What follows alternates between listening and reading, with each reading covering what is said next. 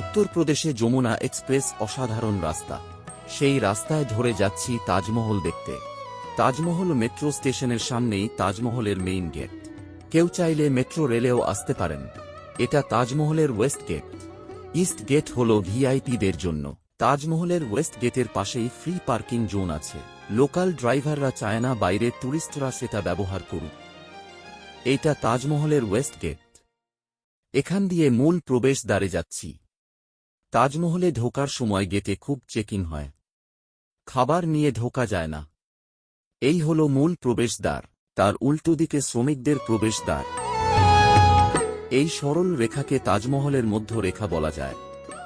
এই রেখার উপর এক বিশেষ বিন্দু থেকে প্রবেশদ্বারের মধ্য দিয়ে সম্পূর্ণ তাজমহল দেখা যায়।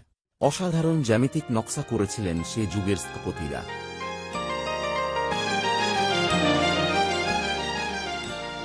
তাজমহল চত্বরে প্রবেশ করার জন্য 50 টাকা টিকিট। অনলাইন কাটলে 40 টাকা।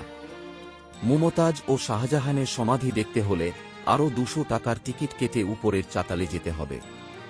আমাদের গাইড বললেন সেটা নাকি নকল সমাধি।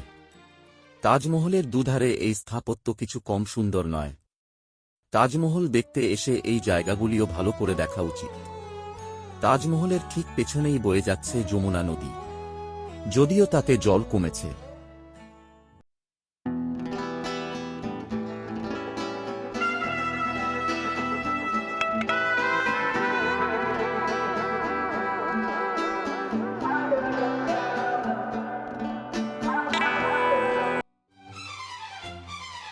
তাজমহলকে বিভিন্ন দিকে থেকে দেখলে তার সৌন্দর্যকে আর বেশি করে বোঝা যায়। কখনো ভেবেছেন সেই যুগে কি করে এতগুলো ফোয়ারা চালানো হতো?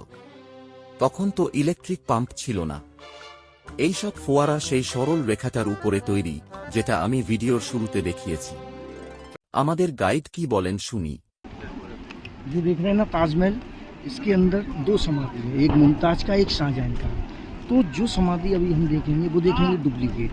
आप जिसके अंदर एंट्री करेंगे ना, एंट्री करेंगे तो बेसमेंट है। बेसमेंट में आप नीचे जाओगे, उसमें असली वाला ओरिजिनल दिखाया जाता है, लेकिन वो साल में असली वाला 3 दिन खुलता है। शाहजहां का डेथ एनिवर्सरी उस दिन वो खुलता है। ताजमहल फ्री रहता है 3 दिन के लिए।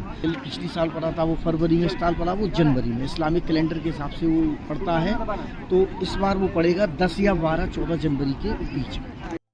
শাহজাহান নয়, সব শেষে আমি প্রণাম জানাই সেই সব স্থপতি আর শিল্পীদের, যারা কঠিন পরিশ্রমে এই শিল্প সৃষ্টি করেছেন।